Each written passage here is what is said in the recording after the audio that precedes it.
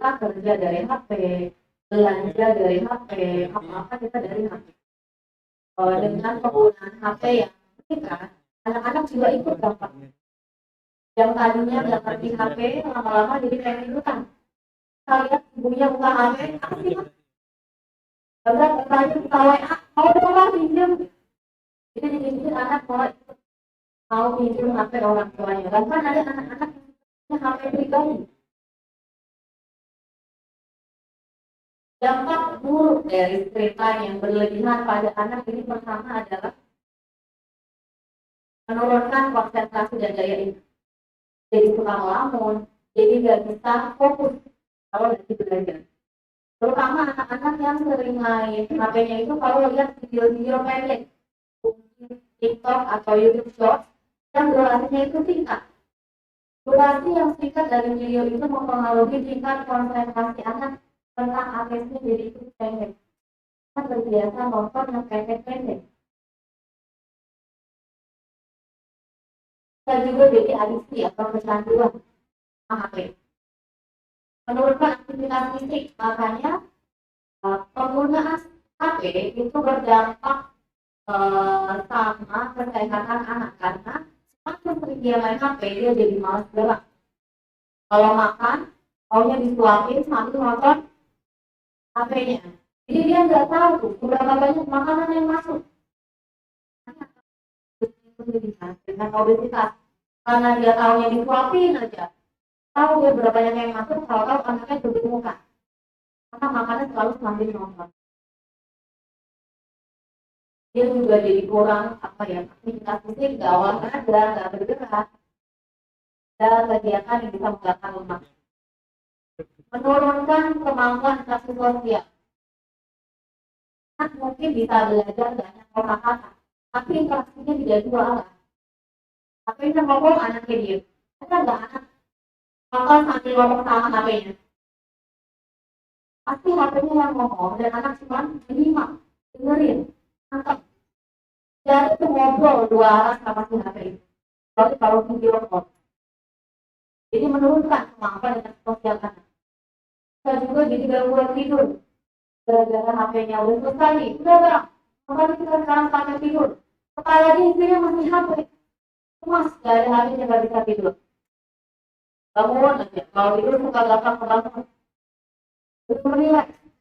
Karena dia tuh takut relax. Akhirnya dia jadi susah untuk tidur. Dan juga masalah emosional. Gara-gara HP-nya diambil, teriak-teriak, tantrum. Jemput orang tuanya. Kita HP-nya dikembalikan. Tapi sebenarnya tidak selalu buruk penggunaan screen time. Ada juga manfaat. Manfaatnya adalah pertama, di HP ada beberapa aplikasi yang memang dirancang untuk permainan. Ada teka-teki, ada operasi hitung-hitung sederhana untuk anak-anak bisa belajar. Jadi nggak selalu negatif. Kalau kita bisa seleksi aplikasi, kita juga memperkaya literasi dan kosakata. Kalau kita mau ngajarin anak tentang kata surya, kan nggak mungkin kita ajak dia ke bulan, lihat matahari. Kita bisa kasih gambarnya aja di HP kita. Kita mau ngajarin anak tentang binatang-binatang di bawah laut. Kita bisa kasih lihat gambarnya, videonya melalui HP. Kalau sesuai atau aplikasinya kita hafal dan juga bermanfaat untuk anak, insya Allah bisa memperkaya literasi dan kosakata. Bisa juga meningkatkan kreativitas anak. Ada aplikasi di HP yang dia itu bisa untuk edit foto, gambar seperti kanvas. Anak-anak yang punya jiwa kreatif ini bisa main Roblox, dia bisa nyusun rumahnya sendiri. Ada manfaatnya dari HP kalau kita kendalikan. Dan yang terakhir, pembelajaran kebiasaan baik atau apapun yang kita ajarkan secara visual dari HP. Misalnya kita bisa ajar anak-anak mau contohin perilaku sholat di rumah berjamaah sama orang tua atau mungkin berpuasa. Kita bisa ajak anak nonton video-video yang edukatif, misalnya musyawarah, pemanahan, gitu, atau sebagainya. Gimana sih supaya kita bisa mengontrol pengendalian penggunaan screen time di rumah kita? Pastikan sesuai dengan usianya. Ini adalah rekomendasi penggunaan screen time sesuai dengan usia berdasarkan rekomendasi dari Ikatan Dokter Anak. Kita lihat ya, dari 0 sampai 2 tahun ini tidak disarankan sama sekali untuk penggunaan gadget. Karena di usia 0 sampai 2 tahun, anak belajar melalui interaksi dua arah. Bukan cuma anak nonton, tapi juga ada ngobrolnya. Beberapa psikolog masih memperbolehkan untuk di bawah 2 tahun menggunakan gadget kalau melihat video dirinya sendiri si anak atau untuk video call dengan keluarga itu masih boleh. Sisanya nggak boleh. Tapi beberapa perkembangan ya. Kasus fisik juga meningkat karena tadi penggunaan gadget yang meningkat. Jadi sekarang sering kita lihat di anak-anak yang udah usia 2 tahun itu harus dikatakan. Jadi cuma bisa atau menuju. Sementara harusnya di usia 2 tahun kita sudah bisa menyampaikan keinginan media minimal kata-kata yang sederhana. Kalau di sini berarti usia SD itu ada di 6 sampai 12 tahun. Maksimal 90 menit. Ya, untuk anak 6 sampai 12 tahun. Dan itu dipecah-pecah. Misalnya 30 menit yang hari pulang sekolah. 30 menit lagi sore misalnya sambil nunggu waktu mandi. 30 menit lagi mungkin habis isya sambil menunggu waktu tidur. Jadi kita 30 menit, 30 menit, 30 menit. Ya, waktu kita kasih satu setengah jam. Kita bagi-bagi supaya apa? Kita juga belajar mengendalikan dirinya. Kita akan aktivitas online dan offline. Jangan lupa juga bahwa setiap anak ini butuh untuk punya aktivitas fisik. Kalau di anak-anak mereka bisa disesuaikan dengan kebutuhan dari diri. Ada anak yang masih butuh tidur siang, silakan dijadwalkan tidur siangnya. Ada anak yang kayaknya udah nggak mungkin tidur siang. Tidur siang malah dia jadi begadang. Jangan disesuaikan dengan aktivitas anak. Dan juga total tidur yang dibutuhkan sekitar 9 sampai 11. Gimana sih caranya supaya kita bisa menyeimbangkan online anak dan juga aktivitas offline-nya dia. Jadi seimbang antara dunia mayanya dia dengan dunia realitanya dia. Ada beberapa cara yang pertama.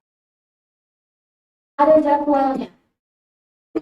Jadi nggak setiap anak kita, di HP dong. Ada jadwalnya. Kapan dia boleh pakai HP? Misalnya, pinjam HP-nya dong. Boleh nggak? Setelah abang makan dan mandi. Abang udah makan belum? Belum. Mandi dulu. Dia makan dan mandi, silakan dia dapat hak untuk time. Dan ketika kita mau nentuin jadwal, kan anak dilibatkan. Jadi dia nggak merasa peraturan ini sepihak. Ini maaf gue nih, nggak mau ngasih. Saya gue nih. Libatkan anak supaya dia merasa jadi bagian dari peraturan itu. Oh, ayah ngajarin aku bikin aturan. Oh, ibu ngajarin aku nih bikin jadwal. Dia merasa berharga dan didengarkan pendapat. Punya waktu khusus untuk kegiatan offline bersama keluarga. Misalnya setiap hari sebelum tidur nih, misalnya jam tidurnya jam 9. Jam setengah 9 kita suka masuk ke kamar, baca buku bareng-bareng. Hari ini abang yang pilih bukunya, besok ada yang pilih buku. Misalnya kita jalan-jalan sore hari. Jadi semua keluarga itu terlibat di kegiatan itu. Kita misalnya masak bareng setiap hari Minggu. Itu jadwal dari kegiatan offline keluarga yang teratur. Terutama kalau untuk anak yang mau masuk remaja ya, jadi punya jadwal sama berjanji, kan kita hari ini jalan-jalan yuk. Berenang kan hari ini. Kalau kita jadwalnya rutin, mereka bisa menyesuaikan. Oh, kalau hari Minggu pagi jadwalnya keluarga aku, boleh nggak hari Minggu siang aja mainnya? Karena setiap Minggu pagi dia tahu itu adalah waktu keluarga. Lanjut, kita bisa membatasi aktivitas online-nya. Ada zona atau tempat dan waktu bebas gadget. Ini nanti boleh dibagikan kepada orang tua, nanti bisa dibaca lagi di rumah, atau mungkin yang ibunya doang yang datang, bapaknya nggak datang. Kita bisa nanti sama ayahnya. Saya bagikan ke diberikan ke orang. Ada zona dan waktu bebas gadget. Misalnya, kamar itu nggak boleh dipakai untuk main HP. Soalnya kalau di kamar kita nggak tahu di bisa pantau apa sih yang dilihat anak dari HP. Jadi kalau main HP bang, mainnya nih di ruang tamu atau di sebelah mama nih, biar mama bisa lihat. Banyak banget sekarang tontonan yang kayaknya kita lihat orang dewasa. Ini udah beberapa bulan lalu ya, tahun lalu video LGBT, tapi bentuknya kartun. Dan provider video ini satu production house sama Kokonel. Orang tua pasti nggak cukup videonya tuh gini. Dan main sosokan di kamar. Betul-betul dia jatuh. Sampurin sama dua orang laki-laki. Dia bilang, this is my papa and my baby. Kalau kita yang nonton, aneh nggak? Kalau anak-anak yang nonton, ngerti nggak mereka? Belum tentu mereka ngerti. Di kemarin, Barbie, kartunnya Barbie. Ternyata ada adegan Barbie ini bangun bersama Barbie laki-laki di kasur. Mereka baru bangun tidur. Nah, apa? Adegan sebelumnya dan adegan selanjutnya. Mereka ada. Tapi karena dikemas seperti satu, kalau Allah nonton anak-anak, pastikan kalau anak kita pakai hak kita, sebelah kita atau di tempat yang bisa pantau. Sering juga cek story atau riwayat anak harus sesuai nggak sama. Misalnya ya, zona bebas gadget ada di kamar, jadi boleh di kamar. Kalau misalnya HP-nya baterainya habis, boleh dicas di kamar orang tua. Kami menunggu HP-nya. Bahkan anak main di luar. Misalnya waktu bebas gadget. Waktu makan itu nggak boleh ada gadget. Waktu maghrib itu semua ngaji, nggak boleh ada gadget. Ada waktu-waktu dan tempat-tempat yang bebas dari itu disarankan untuk menggunakan gadget. Ada satu jam sebelum. Karena satu jam sebelum itu anak butuh untuk membuat diri relax. Dipastikan ada. Selanjutnya supaya kita bisa mengurangi dampak lain dan mendapatkan dari screen time adalah seleksi aplikasinya. Tidak semua yang ada di HP kita dari download anak.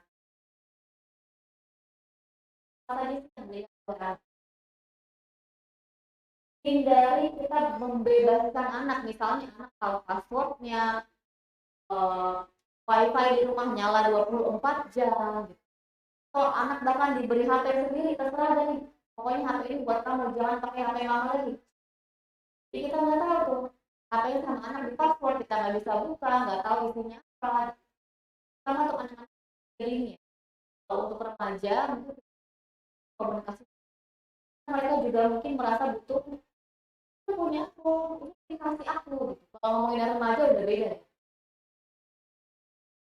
Kelas satu tentukan dan sampaikan apa sih yang boleh kamu buka dan kenapa. Misalnya bolehnya cuma buka YouTube Kids, bolehnya cuma buka galeri, bolehnya cuma buka game ini, bolehnya cuma buka yang ini. Karena yang ini bisa bantu kamu belajar matematika, yang ini bisa bikin kamu manfaat. Kenapa kamu boleh buka ini? Dan juga sebaliknya, aplikasi boleh. Misalnya TikTok, kita nggak boleh dan kenapa? Karena TikTok kadang kita nggak bisa filter. Pas dia scroll, nggak tahu tuh yang keluar selanjutnya. Nah, TikToknya, ya kalau ternyata bermanfaat. Dan TikTok belum punya aplikasi untuk filter. Kita sudah menyeleksi yang ada dan digunakan pornografi.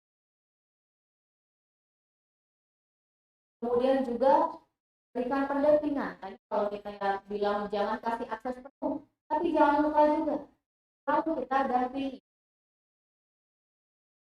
Jadi ketika anak menggunakan gadget dan kita ajak ngobrol, apa sih yang dia lihat? Kalau kita lagi melihat dia bikin rumah di game Roblox. Kenapa sih, Kak? Gimana tuh cara bikinnya? Oh, itu orangnya. Kamu pakai orangnya seperti apa? Gitu. Kenapa kamu suka rumahnya? Ajak ngobrol supaya apa? Ada interaksinya. Satu orang bisa menghatinya, bisa pantau yang dia lakukan. Dia juga ada anak komunitas. Nah, misalnya nggak sengaja nih, kita lagi nonton sama-sama, tapi ada iklan lewat. Misalnya video eh, idol Korea, lagi joget-joget, bajunya minimalis gitu. Nggak sengaja lewat karena iklan, mau nggak mau kita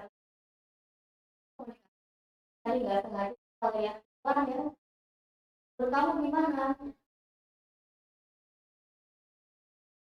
Jawab tadi joget gitu. Orang muslim bajunya nggak seperti dia, di kita, menutup aurat kita gitu. Juga bisa mendapatkan penjelasan dari apa yang dia lihat. Ya, paling penting nih, paling penting dan paling susah. Jadi contoh bagi anak dalam menggunakan gadget. Apalagi kalau di rumah ini ada banyak orang, misalnya ada kakek ini, om dan tante. Kita udah bikin aturan sama anak, nggak boleh ada gadget setelah jam 7 malam gitu. Saatnya belajar, kakeknya nonton. Nah, misalnya kita udah bilang nggak boleh, begitu neneknya pulang, apa-apa. Kenapa sih dikasih HP biar antem gitu? Harus kompak antara orang tua dan juga orang yang ada di rumah. Kan kalau nggak konsisten, anak belajar.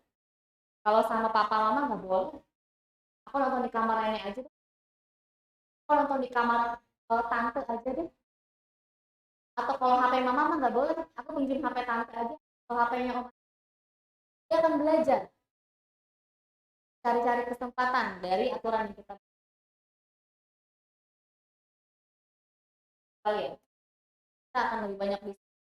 Bapak Ibu mau bertanya atau pengalamannya silakan.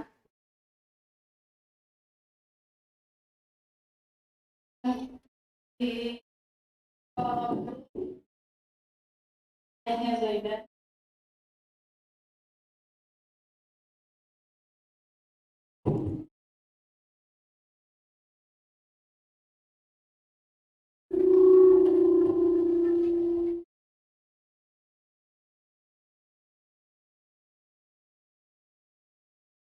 Baik, mohon izin Bapak-Bapak. Bismillahirrahmanirrahim.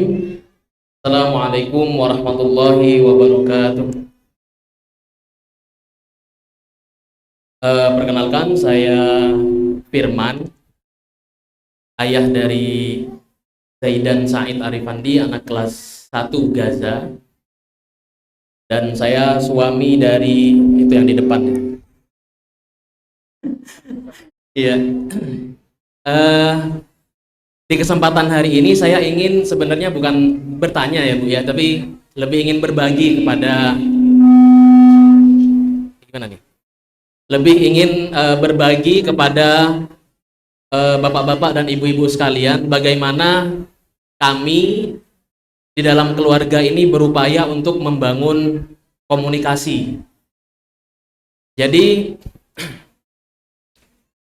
dimulai kami berani memastikan sampai saat ini bahwa anak-anak kami itu tidak kecanduan gadget sampai saat ini. Namun bukan berarti kami kemudian menjauhkan mereka dari gadget, tidak. Ini sebuah keniscayaan yang harus kita terima gitu ya. Dan tidak bisa kita jauhkan karena ini memang bagian dari perkembangan zaman. Maka bagaimana? Jadi kami menerapkan kepada anak kami yang pertama, karena tentunya dia akan menjadi contoh untuk adik-adiknya begitu. Untuk anak kami, dan ini berhasil kepada anak yang kedua juga, kami membiasakan kepada anak-anak kami kalau mau nonton gadget, nonton HP, itu kami alarm. Jadi kami berikan alarm 20 menit, bisa ditambah 5 menit setelahnya. Dan ini sebenarnya menjadi pancingan ya, menjadi stimulasi untuk mereka untuk mereka jujur gitu kepada kita. Jadi setelah alarm dari handphone ini berbunyi, mereka akan menyerahkan kepada kita. Karena durasinya pasti 25 menit atau 30 menit.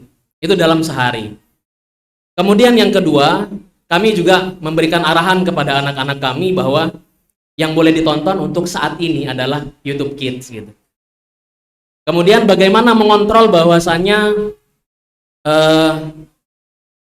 tontonan itu adalah tontonan yang memang layak untuk ditonton. Jadi setelah mereka nonton itu kami tanya, ini untuk membangun komunikasi juga antara ayah dan anak atau ibu dan anak. Jadi kami tanya apa yang dia tonton sehingga dia mau bercerita kepada kami apa yang dia tonton, sehingga kami tahu, oh ini jangan, karena ini kok ceritanya tentang Natal, cerita tentang Natal, cerita tentang Christmas begitu ya. Akhirnya kami, oh ini tidak boleh tonton lagi ya nak ya gitu. Atau kalau kami memang dengar langsung dari screen time dia saat dia nonton itu, memang kami langsung arahkan untuk berpindah ke yang lainnya. Demikian. Kemudian yang kedua, kami juga meyakini bahwa ini merupakan sebuah hal yang tidak bisa kita tolak begitu. Maka kita berikan kepada mereka kesempatan untuk menggali gitu ya, apa yang ada dalam gadget itu. Akhirnya anak saya ini bisa ngedit foto sekarang dari HP gitu ya. Kemudian kalau Zufar itu anak kami yang kedua, dia dari laptop bisa bikin gambar gitu, dari Microsoft Word. Ya biasa, masih gitu-gitu aja gitu. Cuman itu bagian dari yang kami support begitu dalam penggunaan gadget itu, sehingga tidak menjadi toksik untuk anak-anak. Jadi sebenarnya dari kita sendiri Bapak Ibu sekalian, kita bisa membangun persepsi bahwa gadget ini tidak selamanya akan menjadi toksik untuk anak-anak, melainkan menjadi support juga untuk mereka. Bahkan dengan membagi waktu. Jadi kami sengaja tidak membeli gadget untuk anak-anak. Sengaja kami tidak membeli gadget untuk anak-anak, dan kami sengaja menggunakan handphone saya dan handphone istri untuk untuk anak-anak dengan diberi alarm begitu ya. Tujuannya apa? Membangun komunikasi. Ketika itu waktunya anak untuk nonton, maka akan ada komunikasi saya dengan istri. Kita ngobrol karena seharian kami bekerja, kami pulang, tentunya pasti ada keluhan-keluhan dalam keseharian si istri atau saya begitu ya. Saya akan bercerita. Begitu juga nanti setelah anak-anak ini mengembalikan gadgetnya kepada kami, maka mereka akan bercerita kepada kami. Disitulah kami membangun komunikasi dalam keluarga. Karena kita banyak di antara kita mungkin yang ketika pulang kantor nggak mau ngelihat anaknya, bahkan nggak mau berbagi cerita, gitu. Bahkan tidak mau mendengarkan cerita. Kita harus sadari bersama bahwa waktu kecil mereka ini sedikit dan sangat pendek. Yang kita khawatirkan adalah sangat minim komunikasi kita dengan mereka di masa kecil mereka, sehingga mereka tidak bisa menjadikan kita sebagai orang yang dibanggakan. Demikian barangkali. Terima kasih. Assalamualaikum warahmatullahi wabarakatuh.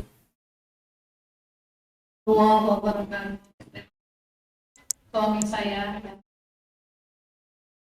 akan Bu, barangkali ada yang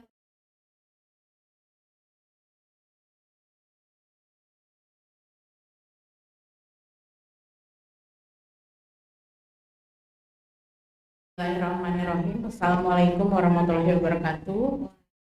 Ya, nama saya Afi. Saya orang wali santri dari Mizan 1 Gaza dan Zizi 31. Mau bertanya kalau misalnya nih, saya kan bekerja, kemudian di rumah juga kita nggak ada pengasuh ART. Jadi setelah pulang sekolah mereka itu di rumah sendiri. Saya hanya memantau lewat CCTV. Saya terpaksa memberikan gadget karena itu sebagai komunikasi kalau ada emergensi. Tetapi ternyata setelah berjalannya waktu itu menjadi di luar kontrol. Jadi saya keterlanjuran mereka tergantung dengan screen time yang panjang. Nah, saya meminta saran dari Kak Sarah, apa yang harus saya lakukan dengan yang sudah terlanjur ini gitu, karena saya melihat mereka jadi menonton yang di luar saya nggak bisa tahu. YouTube, TikTok, YouTube Short itu semua mereka tonton. Bahkan mainan-mainan yang tembak-tembakan itu mereka semua mainin. Jadi menurut saya itu sudah kelewatan dan ini harus diperbaiki. Tapi saya nggak tahu mulai dari mana. Kalau diajak ngomong baik-baik itu udah sering banget. Kak, udah ini nggak boleh ya, ini sampai segini aja. Kalau bahkan alarm-alarm pun itu pun udah saya lakukan. Tetapi memang kalau di rumah kan kegiatan kita nggak ngeliatin anak aja gitu, apalagi nggak ada pengasuh, nggak ada, jadi sibuk gitu ya. Nah, jadi gimana menurut Kak Sarah, saya minta tolong. Terima kasih. Assalamualaikum warahmatullahi wabarakatuh.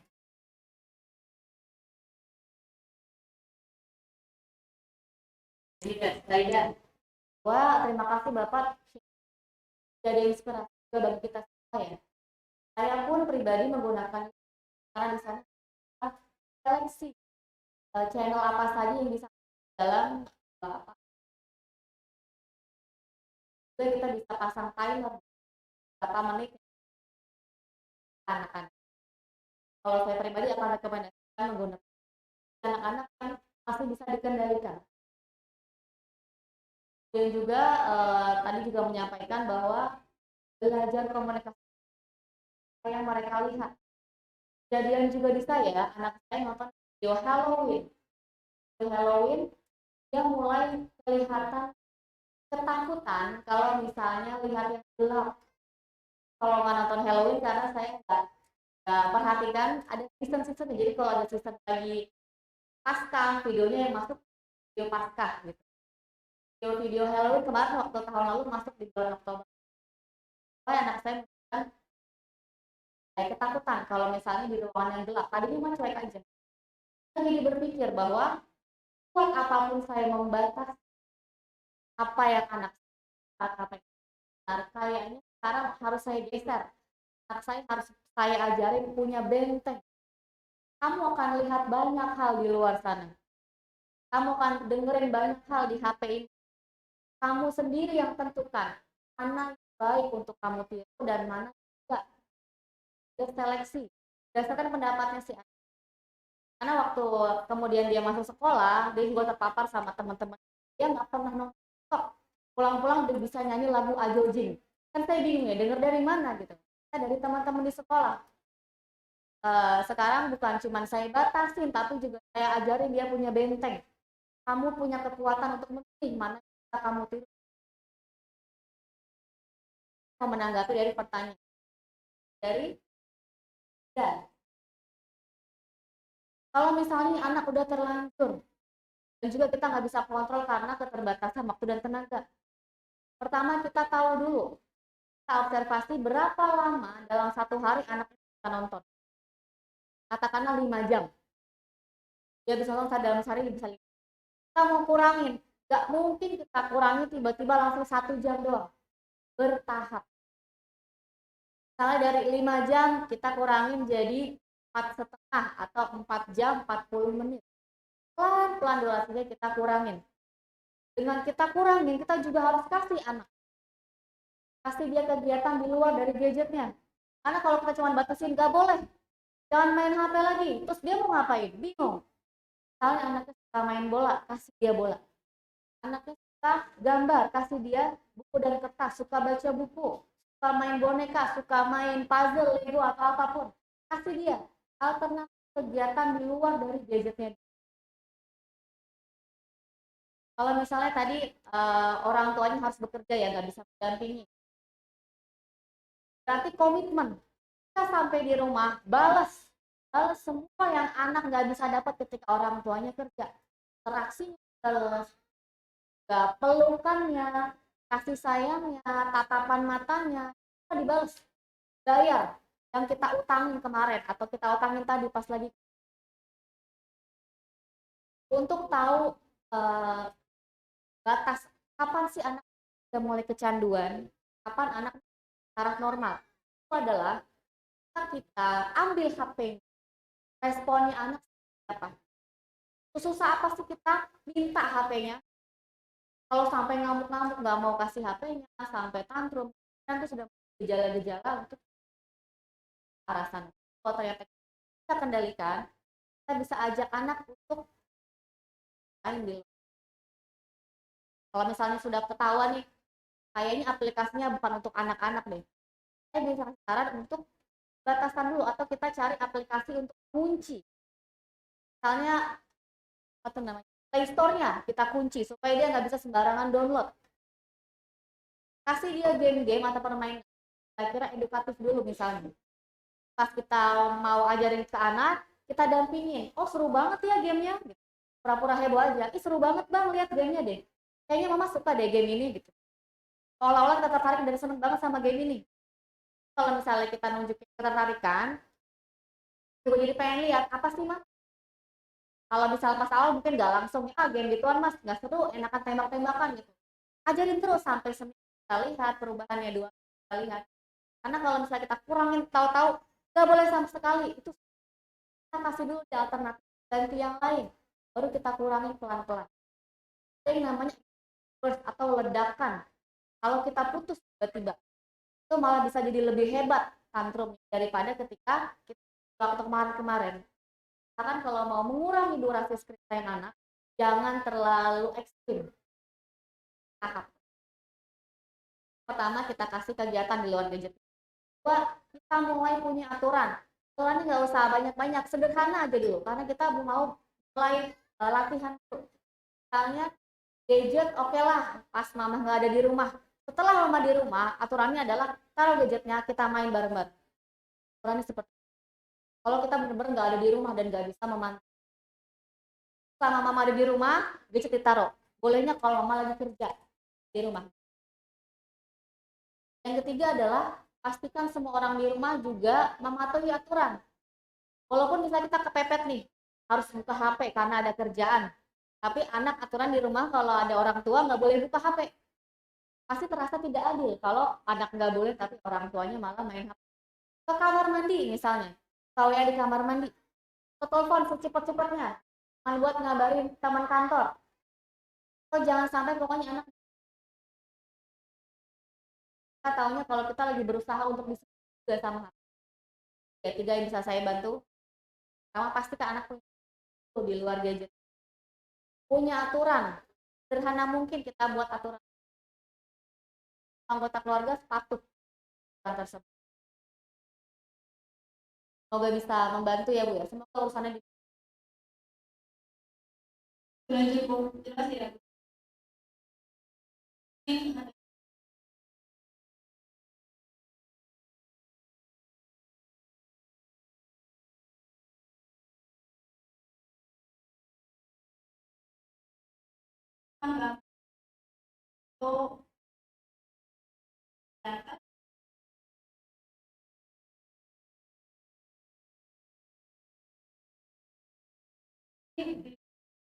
Oh, itu juga kalau kita sebagai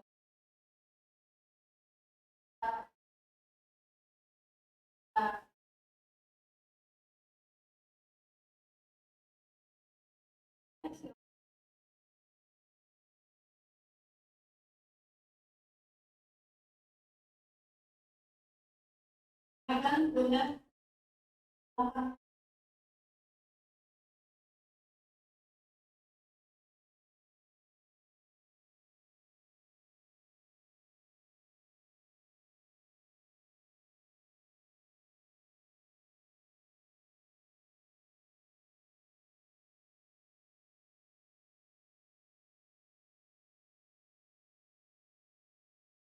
Assalamualaikum warahmatullahi wabarakatuh. Waalaikumsalam warahmatullahi wabarakatuh. Saya Fitri dari orang tua siswi Anissa Dia dari Satu Gaza. Saya mau bertanya, bagaimana memberikan edukasi dan pengertian kepada anak yang sudah kecanduan gadget gitu. Jadi kalau dikasih pengertian pasti ngebantah atau bagaimana dan sebagainya. Tapi memang kalau kita lepas dia dari gadget, tugas, sekolah, dan komunikasi juga sekarang di-sharingnya lewat HP gitu. Jadi kecenderungan untuk memberi pengertian hal-hal yang negatif tadi itu buat anak-anak yang udah kecanduan gadget itu bagaimana? Seperti itu. Terima kasih. Assalamualaikum warahmatullahi wabarakatuh. Di drama menerapkan aturan gadget. Pertama, anaknya ngomong, "Ma, nonton dong." Belum di HP, kita kasih ke anak. Tanya dulu, mau apa? Mau nonton berapa lama?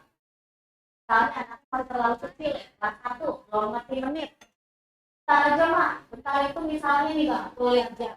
Kalau jarum panjangnya di angka 12, HP-nya sama kita lagi boleh. Ya boleh. Kalian jadi sama-sama ya. Sekarang jarum panjang misalnya dari 8. Kalau jarum panjang 12, mau ambil boleh. Habis abang nonton, abang mau main apa? Kita bantu dia merencanakan dulu nih. Punya HP kita kasih. Mau nonton apa, berapa lama, apa boleh diambil, patokannya apa. Habis HP-nya selesai dia mau apa? Kalau dibilang mau main sepeda mak, oke. Mau main sepeda habis HP-nya selesai. Terus kita alarm, jangan lupa di alarm. Karena kita nggak selalu ngeliatin jam. Angka 11 menit, misalnya ada jam 11, angka berarti 8, 9, 10, 11, berarti 15 menit dulu ya. 15 menit kita alarm, alarmnya bunyi, kita bilang, kamu masih punya 5 menit lagi buat nonton. Habis ini kita mau main. Oke? Dia punya waktu, sebelum HP-nya diputus, dia diingetin. Gak tiba-tiba, udah 12 nih, ayo kabarin gitu.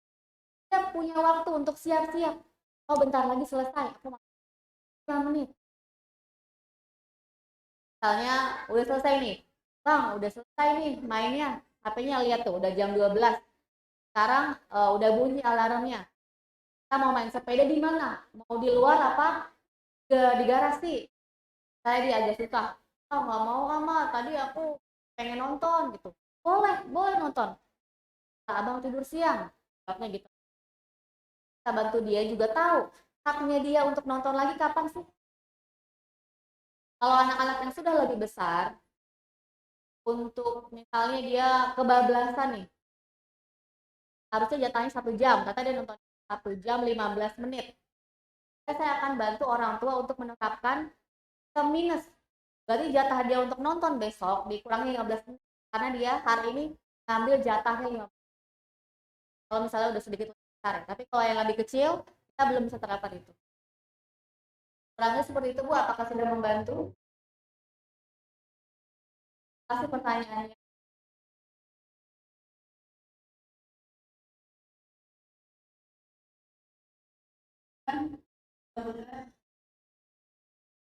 Memang butuh tahu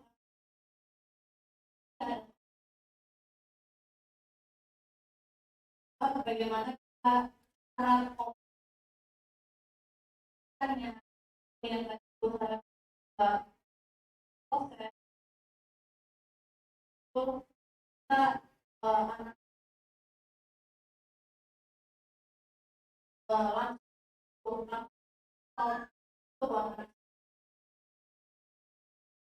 ini Bu ya. Yang tulis sendiri itu salah salah dengan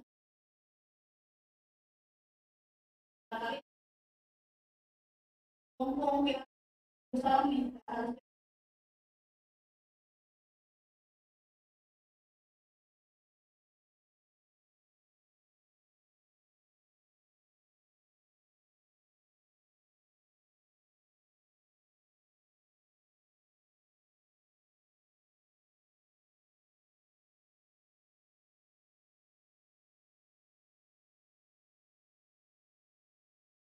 mungkin pertanyaan ya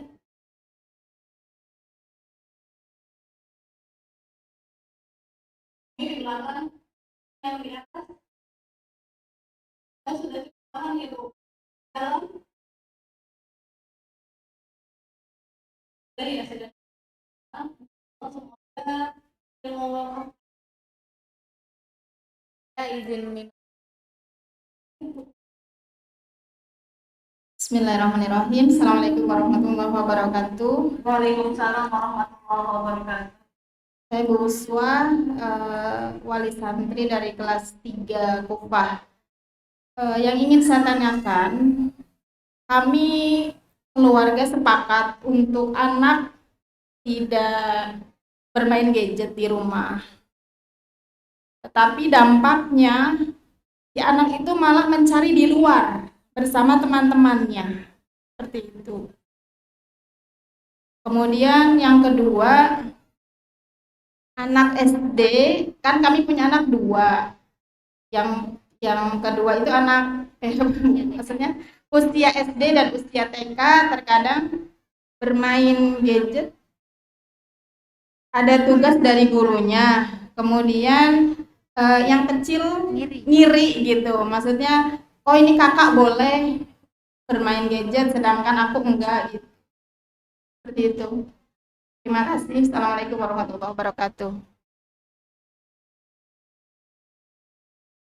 Tadi adalah di rumah nggak boleh main gadget. Ternyata dia malah main gadget di luar rumah sama teman-temannya. Kemudian kalau misalnya kakaknya dikasih main gadget, adiknya mau juga. Kakaknya main atau belajar tadi? Oh, belajar. Dampak dari kalau kita larang ya anaknya dari main gadget sama sekali di rumah adalah tadi makin besar anak dia akan susah untuk mengakali aturan dari orang tuanya. Dia akan semakin susah untuk cari celah. Mainlah dia di luar sama teman-teman. Kalau mainnya di rumah kita bisa pantau apa aplikasinya apa. Tapi kalau di luar rumah tahu deh tuh sama teman-teman yang nonton apa. Jadi kalau misalnya kita mau membatasi anak, pastikan juga mungkin lingkungannya bisa kita kendalikan. Apa tadi saya sampaikan bahwa kita nggak bisa kendaliin tetangga kita, temannya anak kita, guru-guru di sekolah pun di luar dari kendali. Yang bisa kita kendalikan adalah diri kita. Kalau misalnya dia sama teman-teman jelas nonton apa bermanfaat apa, kita bisa bantu anak di rumah gak apa-apa tapi yang sifatnya edukatif. Atau misalnya kalau sama teman-teman di luar, kamu ngapain sih keluar main game yang seperti apa? Ada game yang edukatif. Kalau yang kayak gini bikin jadi pintar matematika, kalau yang kayak gini bikin kamu jadi pintar bahasa Inggris, boleh yang kayak gini aja. Kita misalnya nggak mau anak main di luar sama teman-teman karena nanti main, pastikan dia punya kegiatan yang di rumah sama serunya. Bukan cuma ngelarang, kita bantu anak juga. Ngapain nih bosen?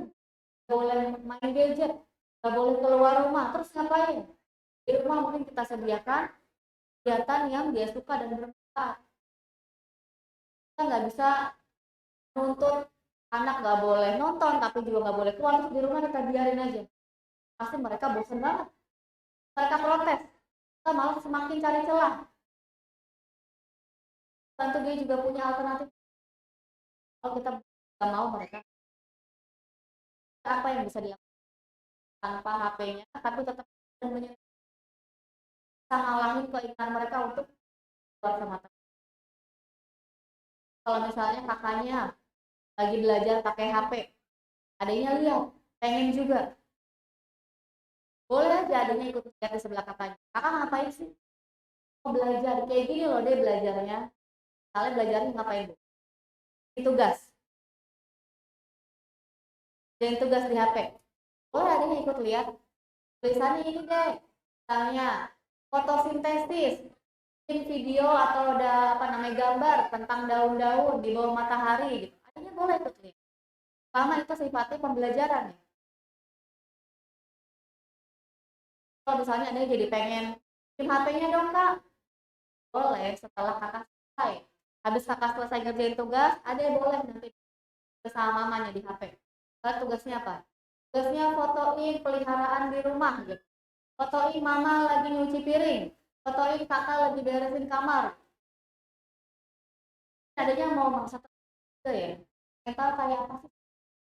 Belajar lewat HP ya, bisa kayak bisa pembelajaran juga melalui HP orang tua. Seperti itu. Dan bisa ya.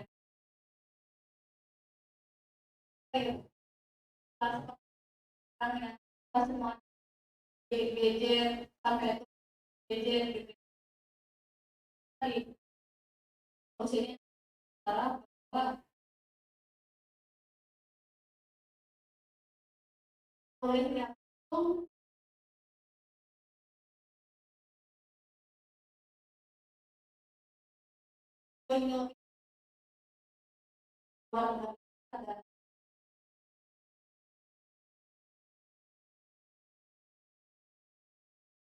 cukup.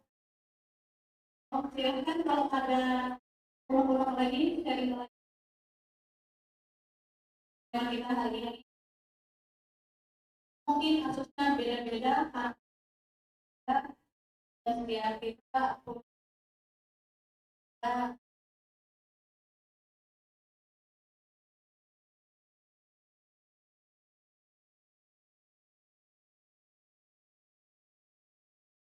tidak yang akan ibu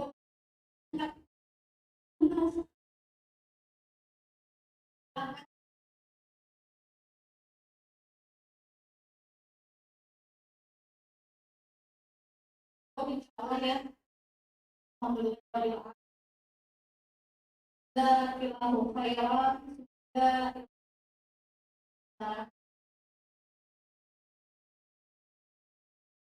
maaf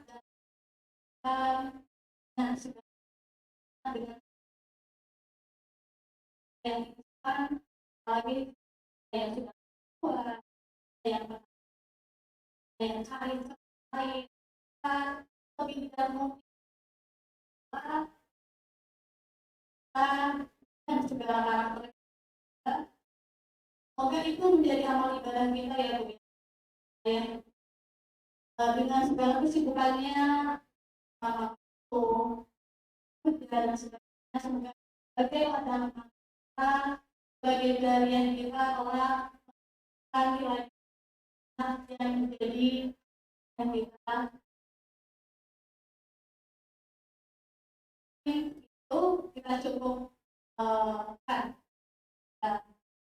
ini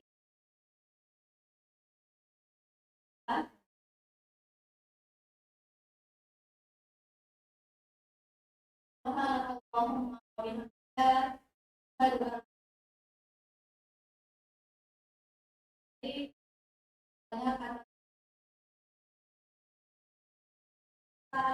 jadi komunikasi kita kepada komunikasi kita dengan lagi mau kita